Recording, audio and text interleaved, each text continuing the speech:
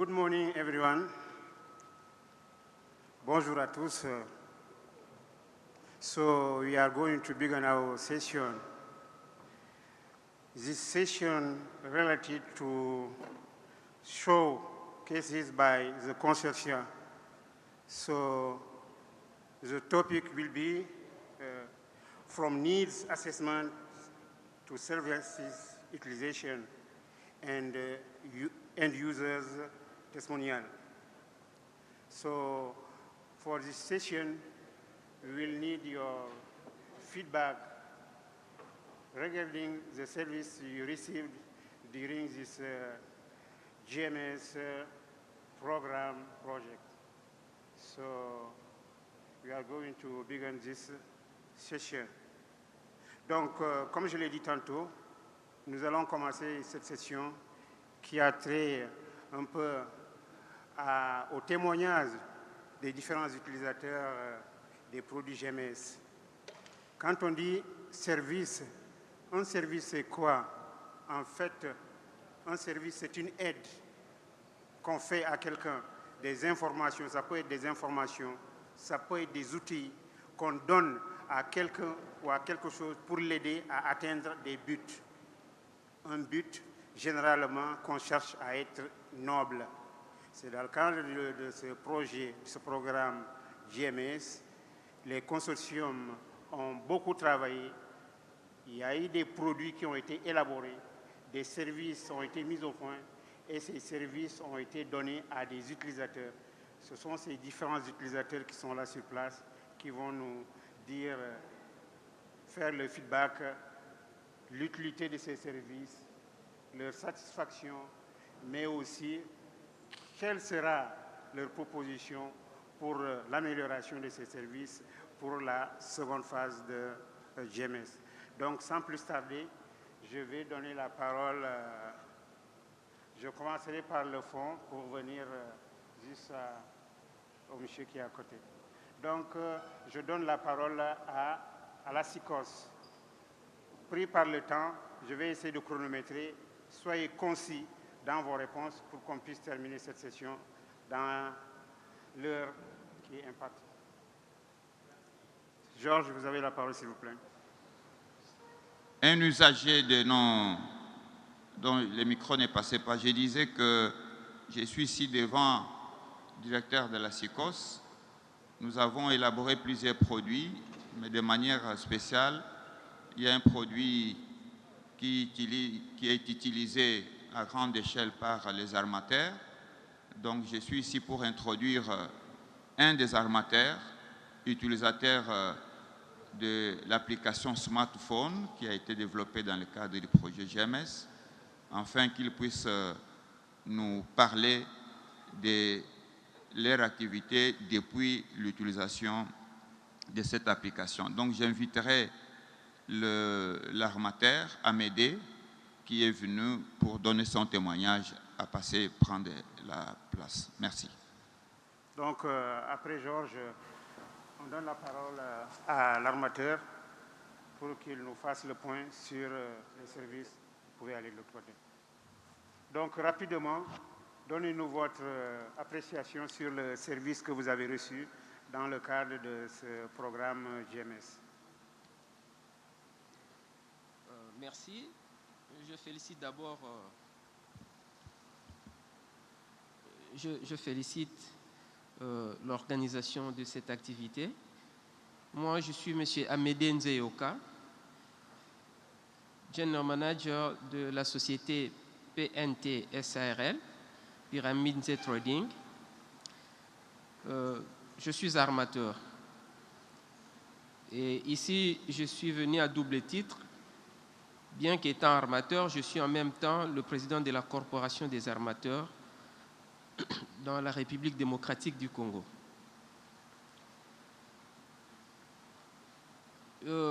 D'abord, je commencerai par présenter la problématique des difficultés que nous connaissons dans la navigation. Effectivement, le cours d'eau présente des enjeux qui font que nous connaissons des sérieuses difficultés quant à l'insuffisance des balisages qui indiquent la route des navigations, sans oublier aussi la précision des données qui nous fournissent les tirants d'eau.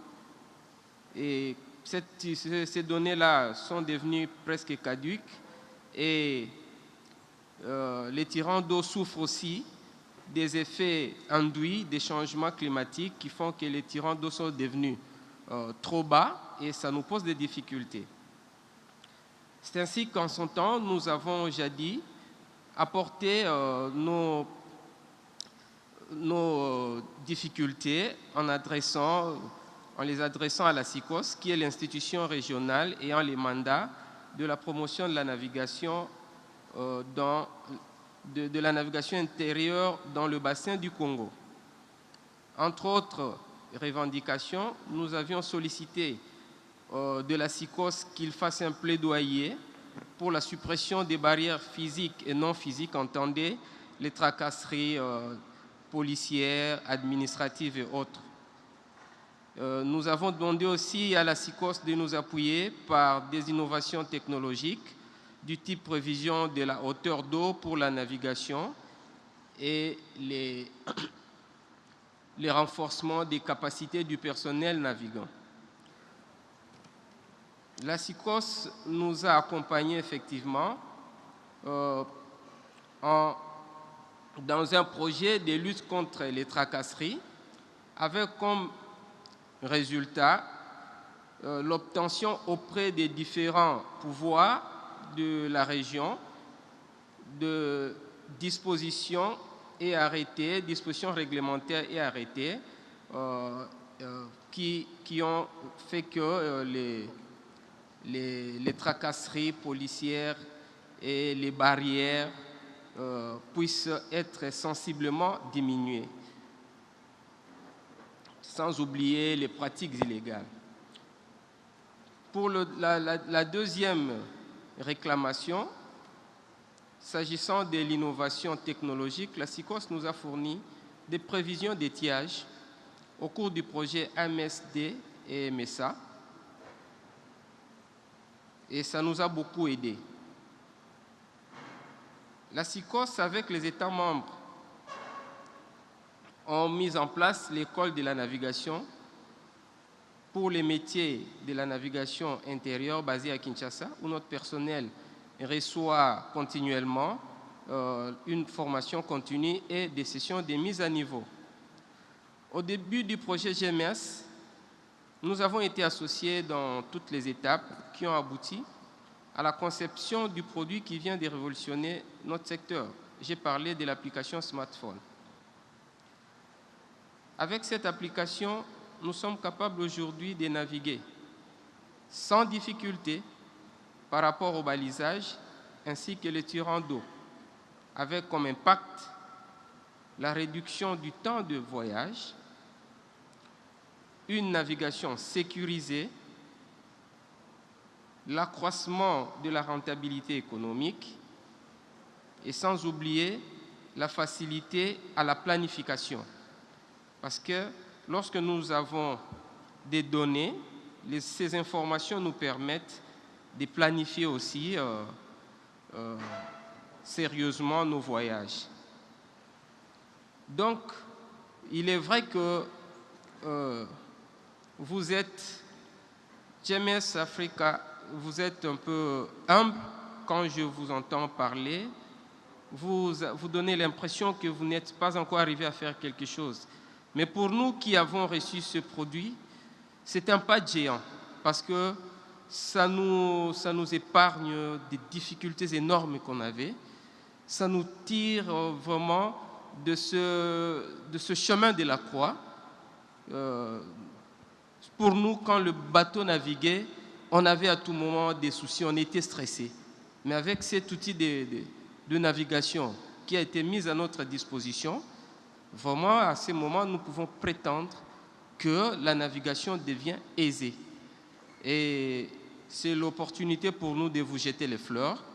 Merci. Et savoir que tout ce que vous ferez, même s'il y a d'autres produits qui ne profiteront pas à la navigation, mais si cela entre dans le contexte global de l'évolution économique, ça nous sera toujours utile et c'est l'occasion pour vous dire encore merci et aller de l'avant. Merci pour votre témoignage sur ce programme et les résultats de la SICOS dans ce cadre GMS. En fait, ce que je retiens globalement, des applications ont été développées pour améliorer la navigation au niveau du fleuve Congo. Donc, comme vous le savez, c'est l'un des plus grands fleuves d'Afrique. Et ces applications vous permettent maintenant de naviguer en toute sécurité, sans problème. Et c'est l'un des résultats de ce programme GMS avec la SICOS. Donc, merci pour ce témoignage élogieux. Donc, on va passer la parole au second,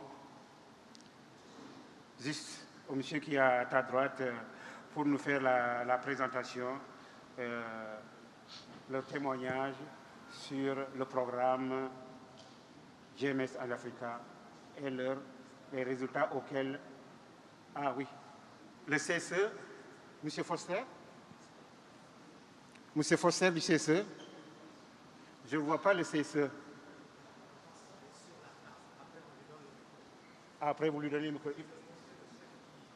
le chef qui parle d'abord. OK.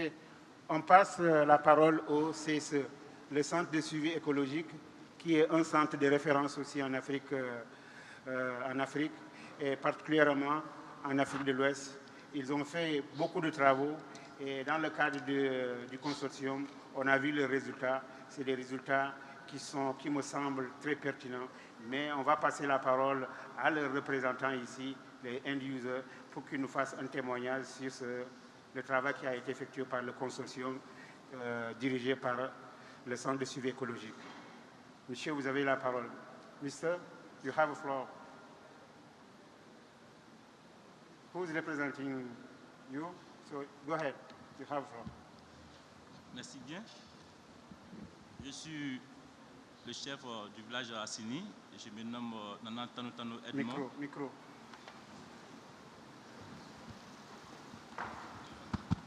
Ok, vous pouvez aller. Ça va. Ok. Donc, je disais tantôt que je suis le chef du village Assini Babianera. Je me nomme Nana Tano Edmond. Je suis ici pour intervenir dans le cadre dans la sensibilisation à la gestion durable des zones humides chez nous. Il faut dire que on a été associé au GMS en Africa pour donner un peu l'importance de la zone humide qui couvre la zone d'Assini. Il faut dire par là que par le passé, on était vraiment ignorant de cette zone humide. On ne savait pas à quoi cette zone humide pouvait nous apporter. Et depuis que nous avons eu la sensibilisation, on a été sensibilisés sur la gestion durable de cette zone humide, nous avons accordé beaucoup plus d'importance. Et il faut dire que pour ceux qui connaissent un peu Assini, la particularité d'Assini, c'était que Assini, aujourd'hui, on connaît Assini par sa zone touristique. Et beaucoup d'hommes aujourd'hui, tu vas aller à Assini par tout ce qui est Assini, en gauche comme les eaux et puis la mer. Mais en dehors de cette zone, il faut aussi dire que nous avons vraiment une vaste forêt classée qui regorge, comme on dit chez nous, la forêt classée Ngandanganda. Et cette zone humide vraiment nous a apporté beaucoup d'expérience. Et je disais tantôt que depuis que nous avons eu cette sensibilisation au niveau de la GMS en Africa, aujourd'hui, tout le monde, à travers nous-mêmes qui sommes les chefs du village, on accorde plus d'importance à cette zone. La preuve en est que depuis que nous avons eu cette formation et nous avons été associés aux activités liées au GMS en Africa, aujourd'hui, nous tous, nous avons souci de donner plus d'importance à cette zone. Par exemple, pour les pêcheurs, parce que, comme on dit Assini, pour ceux qui connaissent Assini, comme je le dis toujours, pour Assini, notre activité principale, c'était la pêche. La pêche et puis les cultures agricoles comme le coco et puis les palmiers à huile. Donc, avant, quand nos parents venaient de la pêche, on était obligé de couper les mangroves pour pouvoir fumer les palmiers, pour pouvoir fumer les poissons. Et quand on le faisait, on ne savait pas que nous-mêmes, on se faisait du mal. Et arrivé à un certain moment donné, on n'a plus de mangroves. Nous avons tout détruit pour pouvoir fumer les poissons. Et aujourd'hui, quand tu arrives à Assini, on n'en trouve plus de poissons. Et lorsque nous avons eu la chance d'avoir GMS in Africa, qui nous sensibilisé sur les mangroves, on a vu vraiment que c'était très important pour nous. Parce que la mesure que les mangroves permettaient les poissons de se reproduire et aussi de se multiplier dans la zone pluvale d'Assini, on a compris que vraiment, nous avons eu tort de les couper. Parce qu'on les coupait par le passé pour aider ou bien octroyer les terres à ceux qui voulaient faire des propriétés privées, alors qu'on ne savait pas qu'on se faisait du mal.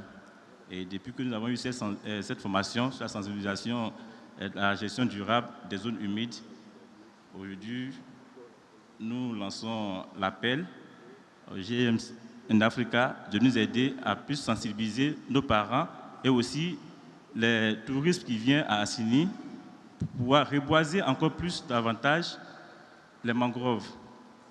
Puisque à travers les mangroves, nous pensons que les poissons pourront encore mieux se reproduire et on va tout le temps avoir du poisson dans la zone.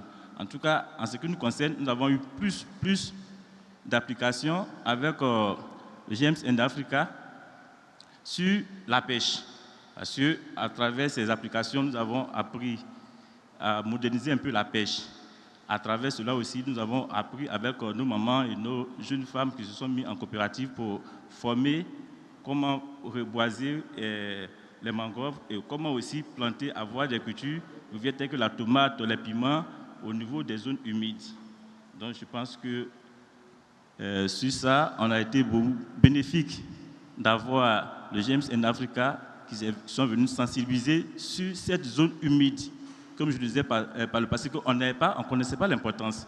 Mais aujourd'hui, à travers cette sensibilisation, ces activités d'échange avec le GMS in Africa, nous avons appris vraiment que c'est très important pour nous d'avoir cette zone humide. Et je suis là pour aussi lancer un appel pour nous aider et pourquoi pas nous donner des plantes pour pouvoir reboiser plus les mangroves et aussi des produits qui peuvent nous permettre de plus protéger notre zone humide. Merci bien et je vous remercie. Merci pour votre témoignage. J'ai vu que le directeur du CSE veut avoir un temps de parole pour cela. Je vous accorde 2 minutes, s'il vous plaît, pour compléter. Le directeur du CSE, il n'est pas là?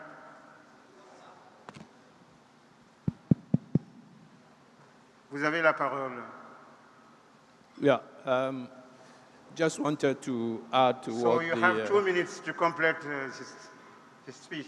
Okay, just to complement what the chief said, we have been also been using the Earth observation data to monitor the wetlands.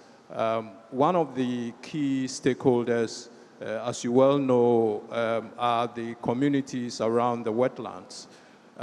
The Forestry Commission, who is responsible for managing the wetlands, have been working in partnership with the communities to sustainably manage those wetlands. But in recent times, we have realized that there's been a lot of encroachment as a result of the monitoring effort from remote sensing.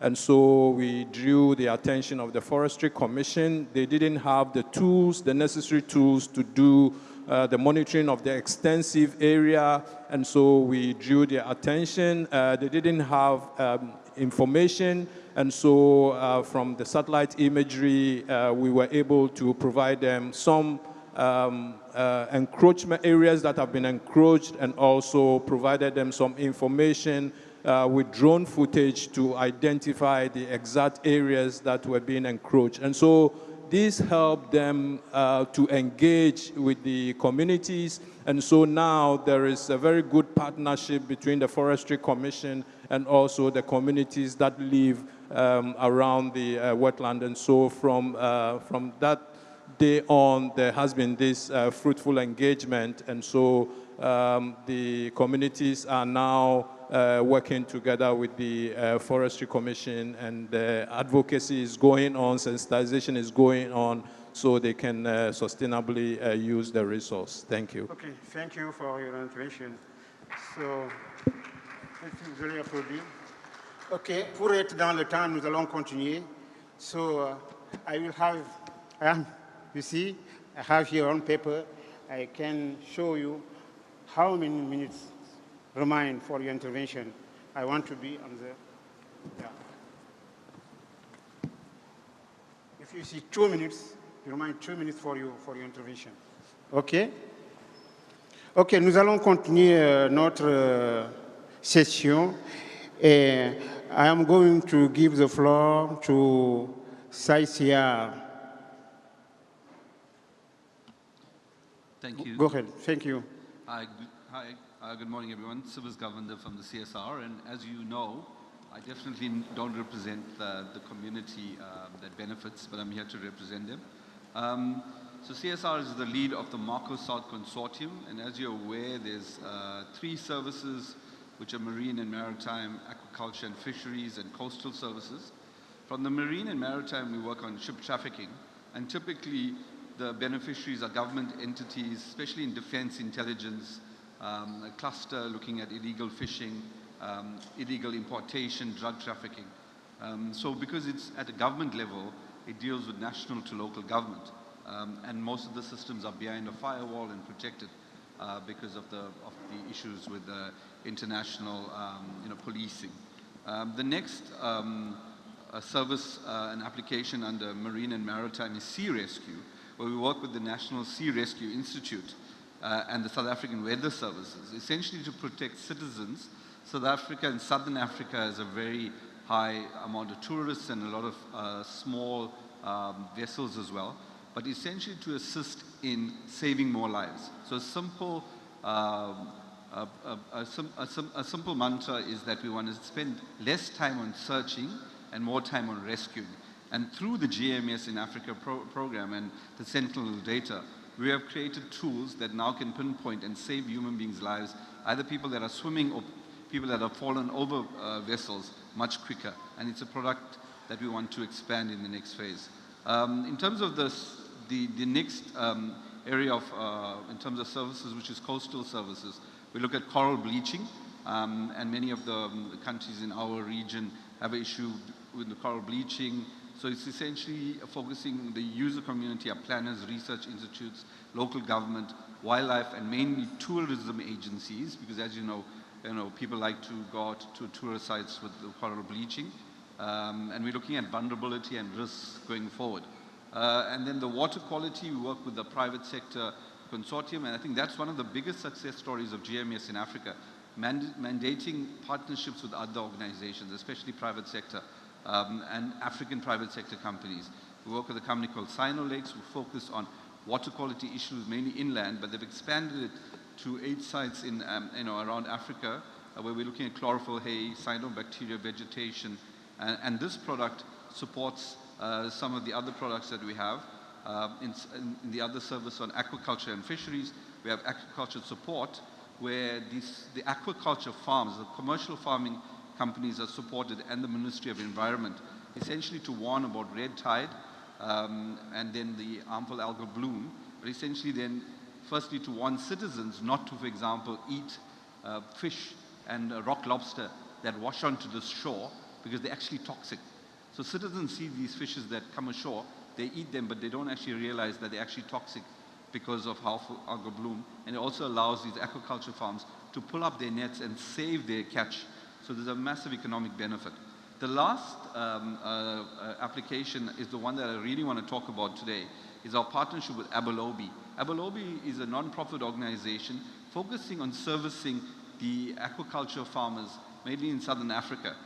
They have a mobile-based application, and essentially it was to drive the fact that 60% of fishing globally is actually driven by local artisanal fishermen.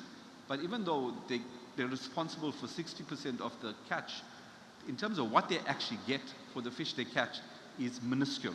So it was there to firstly educate and empower local fishermen to know what they could sell their fish for. So essentially that was the application. When we got involved through GMS in Africa with Abelobi, we took that product, which is mobile, as I said. Remember, many artisanal fishermen are not scientists or highly educated. They work in a local language. This mobile tool was created in Afrikaans, which is a local South African language, but it will be expanded into Portuguese and French in the next phase.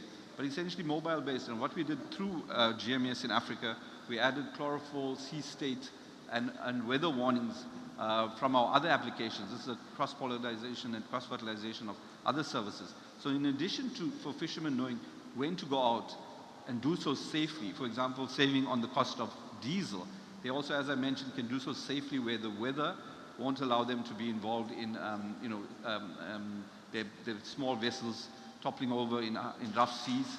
And then also ensuring that because of the application of the potential fishing zones, actually identifying which areas in their geographic domain they should go out to and at what time.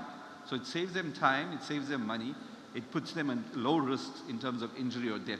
So this has been a very high impact service and application that only through this partnership with GMS has taken something that this non-profit organization has developed, but taking it to such a higher level. And unfortunately, we couldn't bring the users here. There is a video that will be available at the exhibition where it shows how the user community, these artisanal fishermen, are benefiting through the GMS in Africa program. And we want to, in the next phase, expand it from our last meeting, actually all the nations south of the hemisphere and the small island states, where we want to really empower more and more artisanal fishermen to be able to utilize this application, as I said, get the highest value for the yield, but do so in a very safe manner as well. So thank you very much. Thank you, thank you, thank you. On peut applaudir, s'il vous plaît. OK. Donc, on va passer la parole au CSST. So, CSST, you have a floor for your speech regarding the product you received. And what are your expectations about this product, your happiness, and maybe the constraint, and in the final, what are your expectations for the second phase of this GMS to improve the product you received? Thank you. You have the floor. CSST. Go ahead.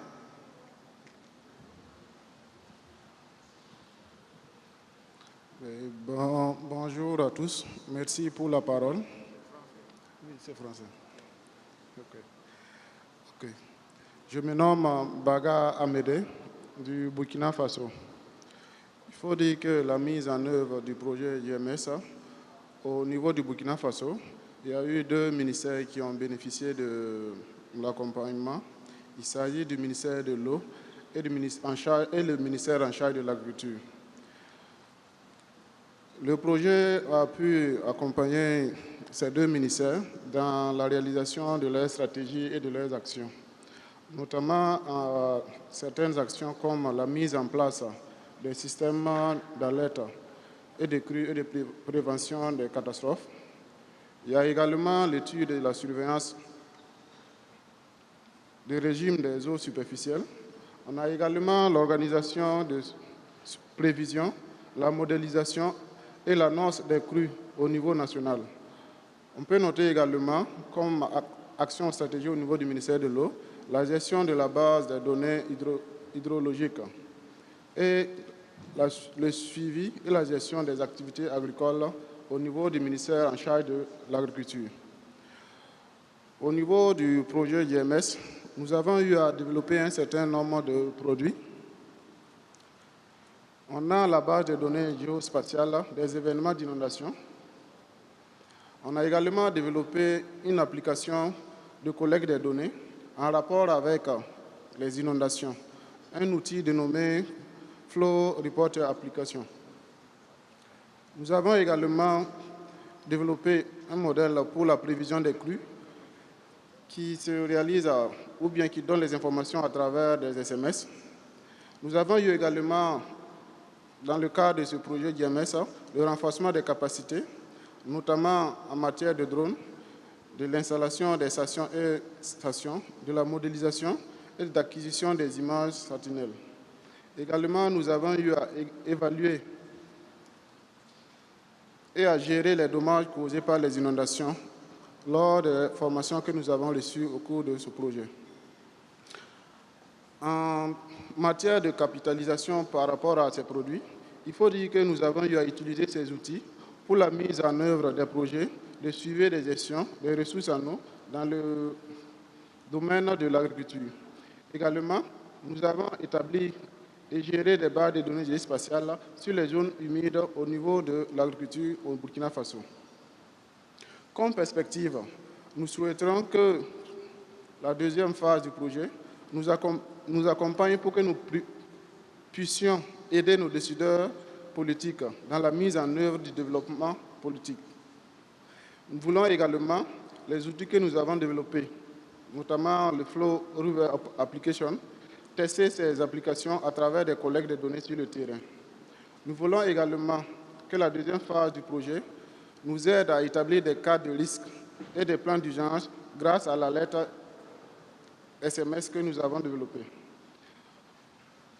Comme perspective, nous voulons également que la deuxième phase du projet nous aide à produire un rapport technique et un outil d'aide à la décision. Nous voulons également que la deuxième phase du produit nous aide à utiliser les données de drones pour l'agriculture de précision et la protection de l'environnement.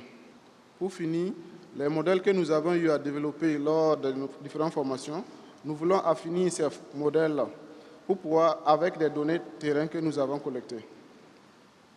Je passe la parole à mon collègue du Ghana pour la suite de présentation de SST. Merci de votre attention.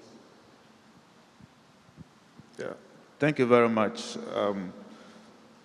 As part of the implementation of the MIFMAS project, that is the multi-scale flood monitoring and assessment services for West African project, which is being led by CSST Consortium with partners from the University of Ghana, the CSIR Water Research Institute in Ghana, and then the stakeholders basically are the Ghana Hydrological Services, Water Resources Commission, NADMO, and the Ghana Research Institute. But the implementation of the project, has brought up a number of products and services which I would like to highlight the very significant ones. Now, for the mandate of the hydrological services, which basically include the operational and the applied hydrology, involving the hydrological network development and assessment, flood forecasting, and provision of early warning information for flood mitigation. Now, the HSD is also involved in coastal protection, where we look at building structures to control coastal erosion and flooding, as well as drainage and sewage engineering, looking at schemes and structures to control flood events. Now, as part of the MIFMAS project, which was led by CSST Consortium, there were a number of products. First, I talk about the capacity building and training, which involved flood modeling, flood damage assessment, and then also in the area of data acquisition and processing regarding especially the Sentinel-123 data, which is now being used in Ghana to augment the ground level information and data for flood risk assessment and flood forecasting. The project also has brought in what we call the flood event database, which is helping to archive very important information regarding a flood event. There's also an app that has been developed under the project, which we call the Flood Reporter app, and is currently being used in Ghana to collect and archive flood-related information within the country.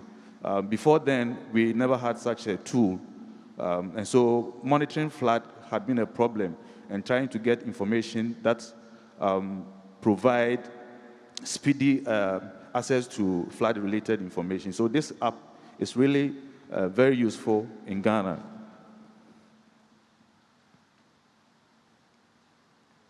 Now, as part of the recommendation moving forward into this project, we are looking at monitoring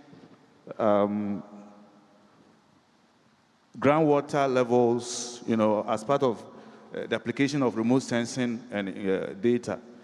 We are also very much interested in monitoring coastal flooding, coastal erosion, because in recent times, this has been one of the major issues that is affecting communities along the coast.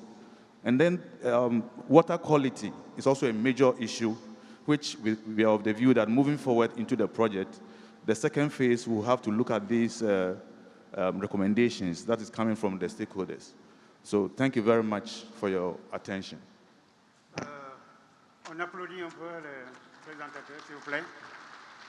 OK, on va passer au dernier intervenant, ICPAC.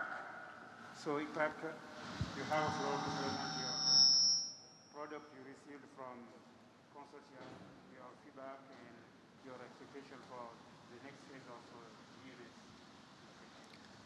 Okay, thank you. 4 minutes. I'm not a user. I'm a service provider. I'm come from ICPAC. I would like, with your permission, to present on behalf of our users who could not make it. So if you can put the presentation for ICPAC. So I would like to present on behalf of Kenya Wildlife Service, which is our users for different products and the services on natural habitat monitoring and assessment. If you can put the presentations for ICPAC, please. You can give me.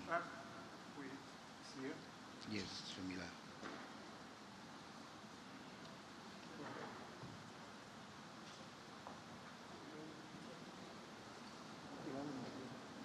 You need Yes. Yes. Okay.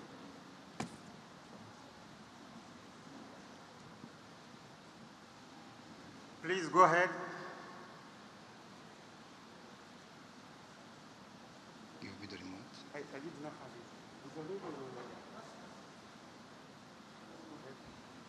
It's not yet there.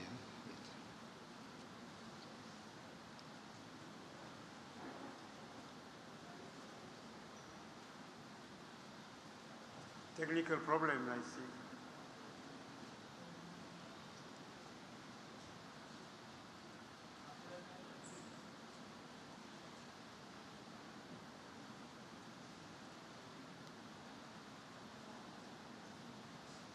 So maybe if you have it in your head, you can. Yes, I can. Yes. Okay, so ICPAC have been working with Kenya Wildlife Service. So Kenya Wildlife Service is an institution in Kenya that is mandated to protect the wildlife and the natural habitats, and also that is ensuring the integrity, ecological integrity of the protected areas. So KWS have partnered with ICPAC to provide several services that are within the mandate of Kenya Wildlife Service. So they have a department that is dealing directly with geoinformation for the monitoring of protected areas and also monitoring of wildlife. So what was the needs of Kenya Wildlife Service at the beginning of the GMS in Africa? So Kenya Wildlife Service needed data, satellite data. They also needed the capacity building of how to process this data, and also ICPAC contributing to the processes of decision-making in the Kenya Wildlife Service. So what has ICPAC provided, what was the Kenya Wildlife Service received from ICPAC? Kenya Wildlife Service is not a beneficiary of East Station, and yet they are a big consumer of all this data that are available in the East Station. So ICPAC provided with them all the archive of data, the satellite data, and also provided them with tools to process this data. So we managed to work with them, giving them the Windows East Station, and also capacitate them on how to utilize the Windows e-station and also online e-station, and also analyzing all this data. So now they are able to do vegetation monitoring at the country level and also at the hotspot level. So I would like to give here two cases that have involved decision-making within Kenya Wildlife Service. One is concerning the Rumba National Park. Rumba National Park is situated in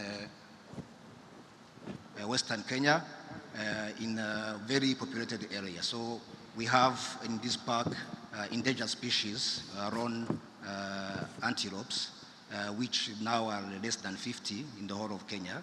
And they needed to know how can they, so I'll skip all of these.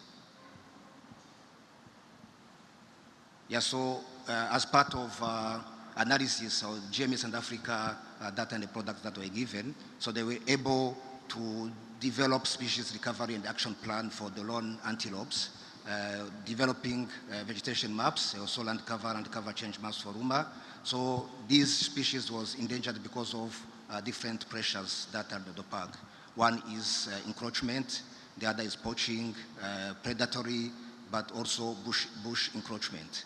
So as part of GMS and Africa, they were able to develop different products that helped the management to delineate a specific sanctuary for them, for the lone antelopes that are free of predatory and also increased surveillance for their protection.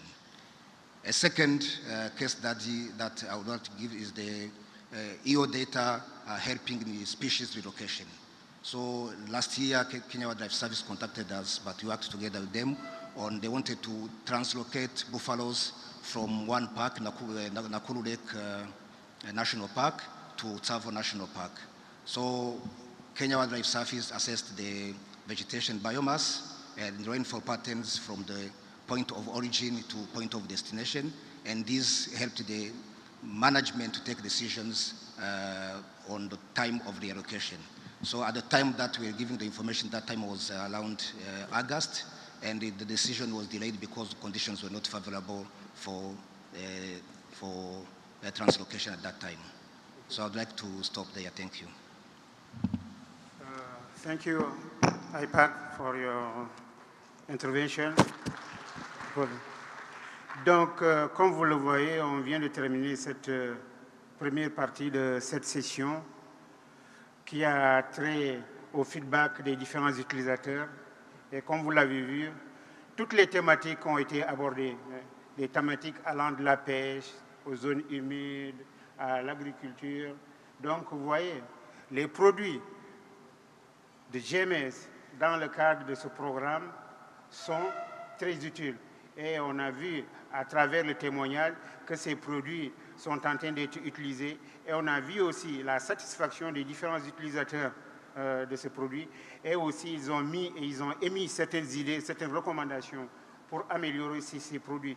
En fait, c'est la finalité de tout ce travail que nous faisons. C'est avoir des produits, des services qui sont utiles à la société. Ces informations, ces outils qui ont été produits dans le cadre du projet GMS doivent être utiles à la société. Et comme on le dit, ces études ont fourni beaucoup d'informations. Et ces informations semblent être utiles. La preuve, ce témoignage-là. Donc, je pense que, globalement, comme on le dit, pour prendre une bonne décision, il faut avoir une bonne information. Et c'est ce que le programme GMS est en train de faire. Ils sont en train de fournir des informations à travers les consortiums. Et ces informations utiles vont aider les différents utilisateurs, mais aussi aux différents décideurs dans le cadre du développement de notre continent. Merci à tous. On va revenir dans quelques minutes après la pause pour pouvoir continuer la deuxième session concernant toujours les utilisateurs, le feedback des utilisateurs. Merci et on applaudit encore, s'il vous plaît, les différents utilisateurs qui sont là. Thank you very much. Et merci beaucoup pour vos interventions. Je rappelle que nous sommes à la période de pause café. Il y a 2 comptoirs Donc, on va diviser la salle en deux. Ceux qui sont à droite vont au comptoir à droite pour la pause café, et puis ceux qui sont à gauche vont au comptoir à gauche. Et après, nous allons reprendre les sessions, la suite. Merci beaucoup. Et je rappelle toujours que tous ceux qui ont des plans de vol, de se signaler rapidement pour qu'on puisse prendre les dispositions pour les tests PCR. Merci.